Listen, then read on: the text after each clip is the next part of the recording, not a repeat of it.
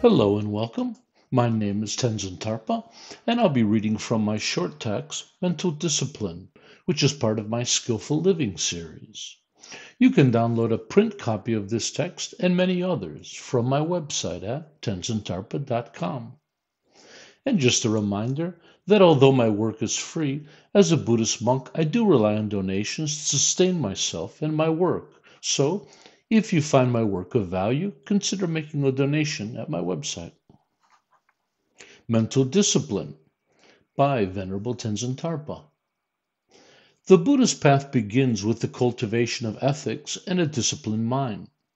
This includes gaining control over views, intentions, emotions, thoughts, choices, speech, and actions.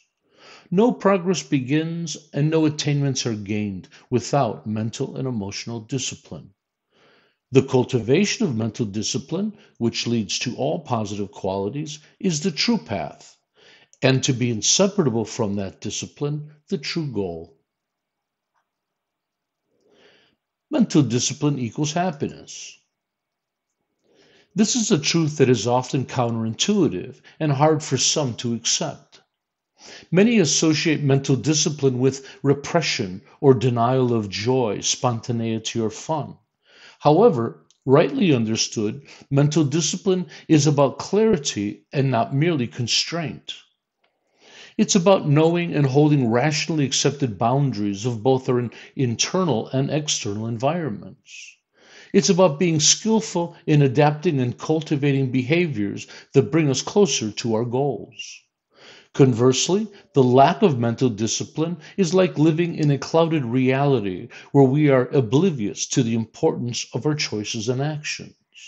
This is a careless, numb, and often childish state of mind where we simply coast through life being carried about by our impulses and desires. A delusional state similar to being drugged, in which we remain detached from reality and our true potential. Our reality is created by our mind.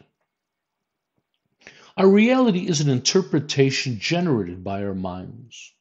Even our physical world, although empirically real, is known merely through subjective sense information delivered to and interpreted by the mind. Meaning, the mind is the most significant aspect of our lives. Therefore, the development of the mind and cultivation of mental discipline is clearly the most important work at hand.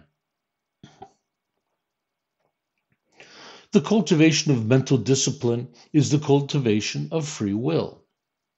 It's to develop a stable free will that is not under the control of one's habits, patterns, desires, emotions, fears, hormones, animal nature, ego, or the will or action of others.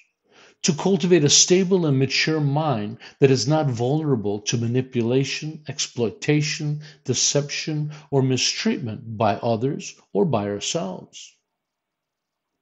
How to cultivate mental discipline? The practices of mindfulness, meditation, contemplation, noting, and holding vows are powerful tools for developing mental discipline. Ode to mental discipline. I will no longer allow my emotions to dictate my state of mind. I will no longer allow my desires and impulses to covertly shape my life. I will no longer allow my habits to blindly direct my life's course. I will no longer allow my fears to rob me of opportunity and happiness. I will no longer allow others to manipulate my emotions and self-worth. I will be strong, energetic, and confident. I will cultivate clarity and remain truthful with myself. I will develop diligence and an unwavering resolve for improvement. I will make conscious, mature choices and hold myself to those choices. I will become wholly responsible and in full control of my life from this day forward. And that brings us to the end of mental discipline. Thank you for listening. I hope this text was both beneficial and inspiring. Please be sure to check out my download library for free Buddhist study material at tenzintharpa.com. Thank you.